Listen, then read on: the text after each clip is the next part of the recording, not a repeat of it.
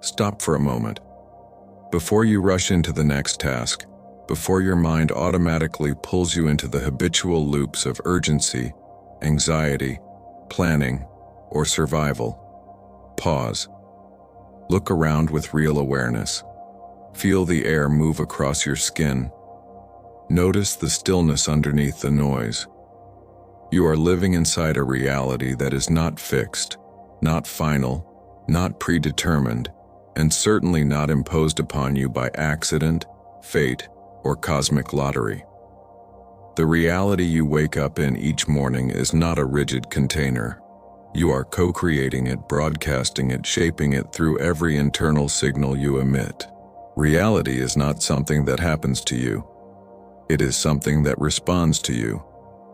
Most people live as if life is a predetermined script they must endure, believing that their circumstances are the result of luck, external forces, or invisible systems of control too large to influence. But the truth that many avoid because it demands responsibility is this: your reality is a choice you are making continuously every moment, with every belief you accept, every emotion you fuel, every identity you rehearse, and every story you silently affirm. We have been conditioned for generations to believe that manifesting a different life is a nearly impossible task, that it requires extreme spiritual discipline, endless visualization sessions, perfectly recited affirmations, high vibration 24/7, emotional perfection, and an almost superhuman level of focus. We've been told that creating what we truly want is hard, that it takes years, that only the spiritually elite ever figure it out. And because most people fail at it, the world concludes that the process itself must be complicated. But I am here to say something radically different, a field that contains every possible version of you. A field that is not judging, not blocking, not resisting, just waiting. A field that responds not to what you want, not to what you beg for, not to what you chase, but to what you are being. The quantum field is not responding to the effort of your mind. It is responding to the frequency of your identity. Most people approach manifestation like a battle against their current conditions, believing they must overpower what they don't want with force. They repeat affirmations they don't believe. They visualize outcomes that trigger more doubt than faith. They say, "I am abundant," while their nervous system is still contracting in fear of bills. They try to think positive, while their body is biologically rehearsing stress, survival, and lack. You are trying to shift into the identity where lack is no longer real. The quantum field responds only to your observer identity, the version of you that is broadcasting right now, beneath the thoughts, beneath the words, beneath the surface-level intentions. The field is reading your dominant frequency, not your momentary desire. This is why some people try everything and nothing changes. Their desire changes, but their identity doesn't. You must consciously recognize that is not me, that is the outdated program. And the moment you do that, a gap opens, a gap between who you were and who you are becoming, a gap where infinite possibility rushes in.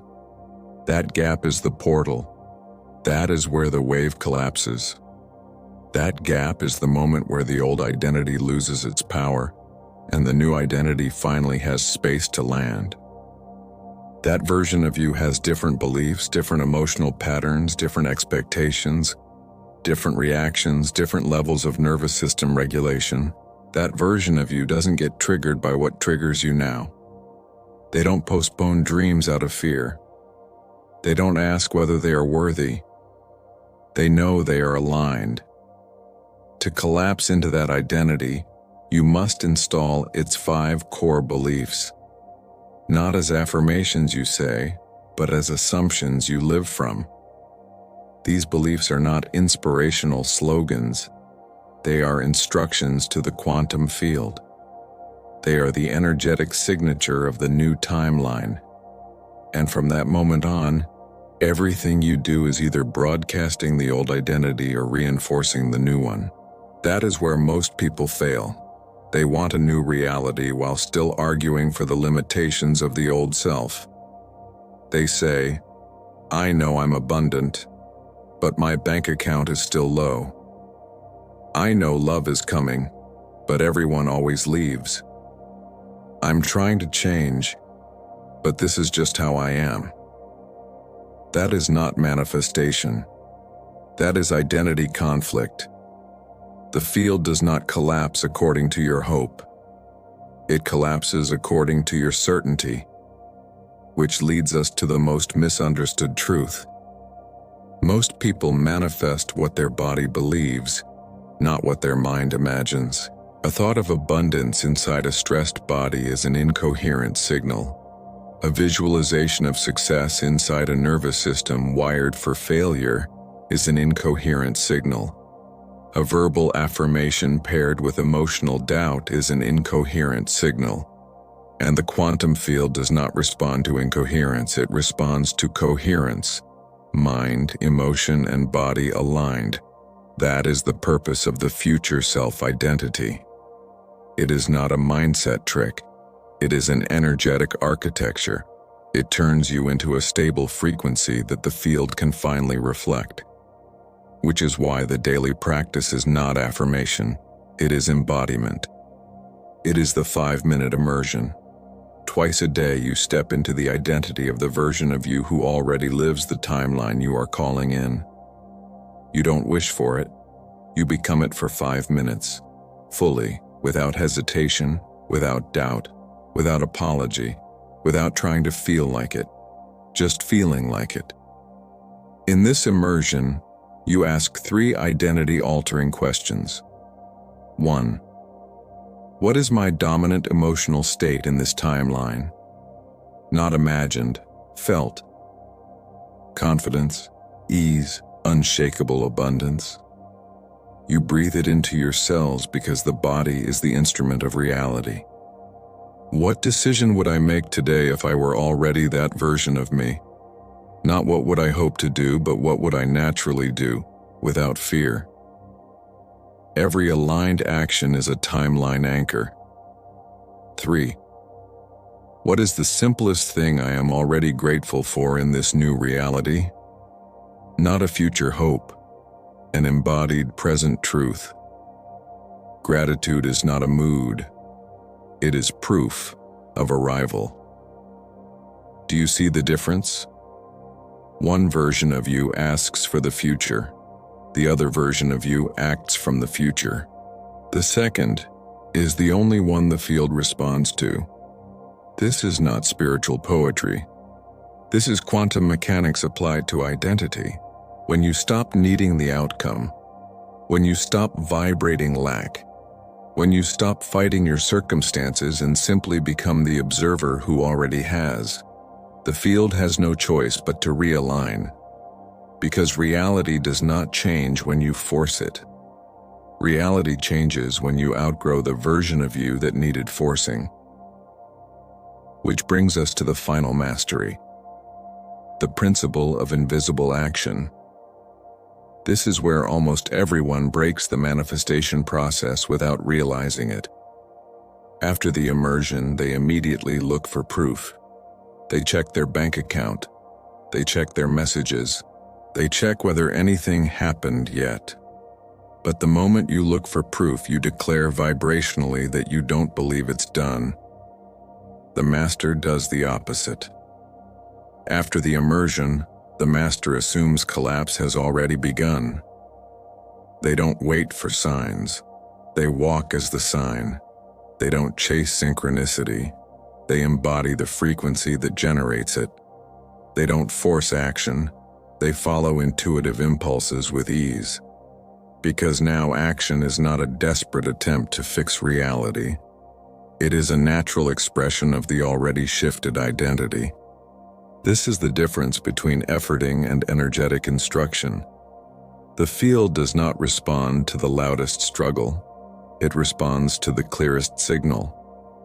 When your signal is clean, thought, emotion, body, and identity congruent, life rearranges itself around you with a fluidity that looks like magic to the untrained eye. But it isn't magic, it is coherence. And here is the deepest paradox. Surrender is the highest form of power. Letting go is the final accelerator. The less you force, the faster it arrives, because when you stop needing, the gap closes. When you stop grasping, the signal stabilizes. When you stop doubting, the wave collapses instantly. The quantum jump is not about controlling the world. It is about changing the one thing the world must respond to. The observer you are being. Your future already exists. It is not waiting to be created. It is waiting to be matched. Stop chasing it. Stop doubting it. Stop negotiating with your fear. Stop arguing for limitations that no longer belong to you. Just choose the identity, hold the frequency, and let the field organize itself around your certainty. Because it will. It always does. And now the only question that remains: what is the simplest invisible action you will take today to honor the version of you who has already shifted timelines? Not a big action, not a dramatic action. Just one quiet, effortless, identity-aligned move. Declare it. Act from it. Then let the field respond, because it will. And when it does, you won't say, "Finally, it worked." You will say, "Of course, it was always mine." The shift does not begin with effort. It begins with identity. Most people spend their entire lives trying to rearrange the surface of their reality, believing that if they force enough motion, if they push hard enough against circumstance, eventually the world will yield and change. But reality doesn't bend to effort. It bends to alignment. It bends to the frequency of the one who is observing it. And that observer is not the mind, not the story, not the personality you learn to perform. It is the state of being you inhabit before you even speak a word. The greatest misunderstanding in human transformation is the belief that change begins with doing. Effort, discipline, repetition, strategy, all of these have their place, but they are not the cause. They are effects. They are the byproducts of a deeper internal shift. And until that shift occurs, all doing becomes a form of resistance, a form of trying to escape the version of yourself you are still secretly agreeing to be. You do not change your life by changing your behavior. You change your behavior by changing the one who is behaving. You change the identity, the frequency pattern that the world is responding to, and the rest reorganizes automatically. That is why the same action taken from two different identities produces two different outcomes. Identity is the signal. Reality is the mirror. The mirror does not create, it only reflects. So before the shift can happen externally, there is a deeper recognition internally. You are not trying to become something. You are selecting the version of yourself that is already true in a deeper layer of existence, and you are letting your body, your mind, and your decisions adjust to match it. That is not self-improvement. It is self-alignment. The reason most people never sustain transformation is not because they are weak, but because they try to change their life while still agreeing with the identity that created the life they want to escape. They're trying to upgrade the behavior while keeping the same operating system, the same emotional baseline, the same internal physics. But a new life cannot grow out of the soil of an old self. There must be a shift in state, not in what you do, but in who you are being while you do it. That's why we speak of frequency, not metaphorically but literally. Every identity emits a field, a coherent pattern of expectations, emotional tones, unconscious permissions, and energetic assumptions. You already know what it feels like to be in the frequency of defeat, or resignation, or hope, or certainty. You know what it feels like when you are aligned, when life feels like a direct extension of your inner clarity. You also know what it feels like when every action seems to contradict the truth you wish were real. That dissonance is not failure, it is feedback. It is the energetic misalignment between who you're being and the reality you're asking for. And this is the part most people never realize. The universe is not responding to what you want. It is responding to what you are. Desire has no creative power by itself. Identity does. You can want abundance while being lack. You can want love while being unworthy. You can want freedom while being a servant to your own past. And nothing will change. Not because life is denying you, but because life is matching you. This is why manifestation has nothing to do with begging the universe and everything to do with becoming a vibrational match to the reality you claim is already yours. Not someday, not eventually, now, before evidence, before proof, before permission, because the moment you embody the identity that belongs to that reality, the universe is forced to reorganize around you. That is the quantum law. The observer collapses the wave, not by wishing, by being. The old model says, I will believe it when I see it. The actual mechanism is, you will see it when you become it. Identity precedes reality. Reality does not precede identity. And this is where the old self begins to dissolve, not through conflict, not through rejection, but through irrelevance.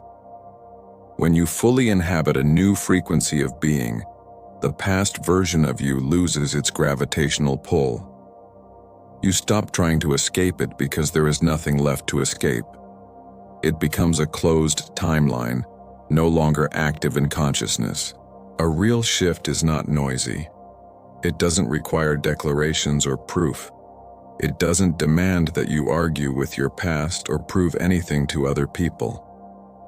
A true shift is quiet, because it is internal first. A realignment of energetic truth, an unspoken, I am no longer that, before the world ever knows. And once the identity changes, the behavior follows effortlessly, not through discipline, but through inevitability. You don't force a flower to bloom. You create the conditions in which blooming is the only possible outcome. That's what the shift feels like. Not effort, not pressure, not trying to be different, but a kind of internal inevitability, a knowing that the former version of you simply cannot survive the frequency you are now inhabiting. And this is where the paradox reveals itself. The moment you stop trying to change, you finally allow change to happen. Because trying implies separation, the belief that you are not already the thing you want to be. And separation is the only thing that prevents alignment. The mind asks, how do I get there? But the real question is, who do I have to be so that there becomes here? Because the future is not a destination. It is a frequency. Every possible version of you already exists as a potential pattern in the field. You do not create the version. You tune into it. You select it by resonance. And resonance is not an intellectual process. It is an embodied one. When the nervous system, the emotional body, and the subconscious finally agree on a single truth, the external world has no choice but to reflect that agreement. That is not spiritual poetry. It is the architecture of reality. The quantum field does not respond to confusion. It responds to coherence. And coherence is not a feeling. It is a state of being. So let us return to the central truth. Reality is not reacting to your effort, but to your identity. That is why the most powerful work you can do is not external, not visible, not measurable by ordinary standards. The real work happens in the unseen layers of consciousness, the subtle shift in self-perception, the internal recalibration of emotional tone, the decision to inhabit the version of you that no longer needs to chase what it already is. Because there is a moment, a quiet, almost invisible moment, where the struggle collapses. Not because you finally achieved enough, but because you finally stopped arguing with the truth of who you are allowed to be. In that moment, the external world does not transform immediately, but your relationship to the world does. And from that shift, everything else reorganizes. You stop waiting for permission. You stop negotiating with your past. You stop delaying the embodiment of the life that feels like home to your nervous system. You begin to move as if the result is already true, not with arrogance, not with delusion, but with alignment. Because at that point, the gap between wanting and being dissolves, and the loop of waiting finally ends. This is what most people never understand. You do not manifest from the mind. You manifest from the nervous system. The mind can say, "I am wealthy." But if the body still feels scarcity, the signal sent to the field is lack. The mind can say, "I am loved." But if the nervous system still expects abandonment, the field receives the frequency of loneliness. The mind can say, "I am confident."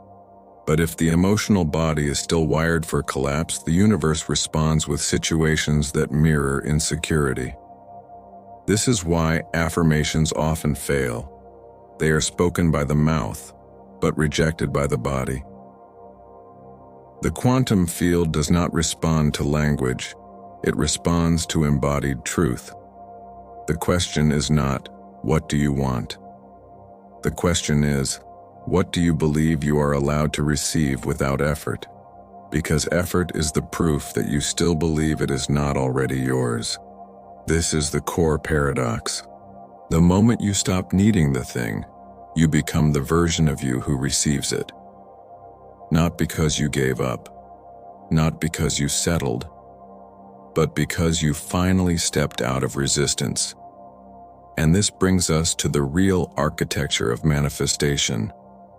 What you want exists in the field. What you chase moves further away.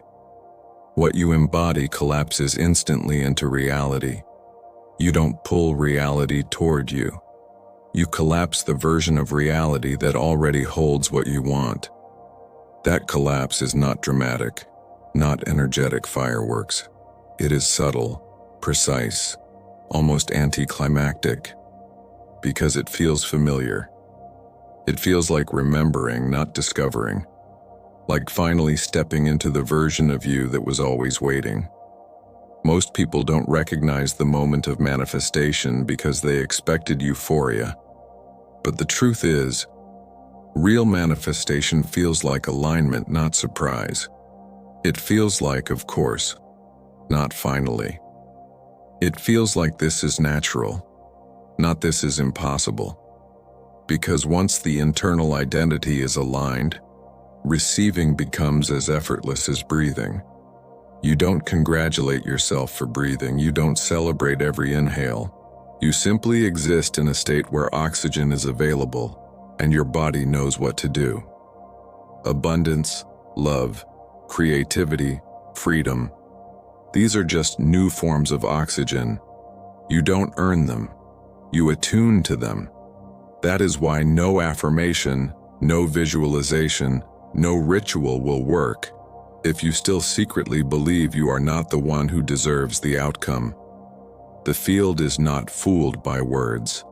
The field responds to identity coherence, the energetic signature that says, "There is no internal contradiction anymore.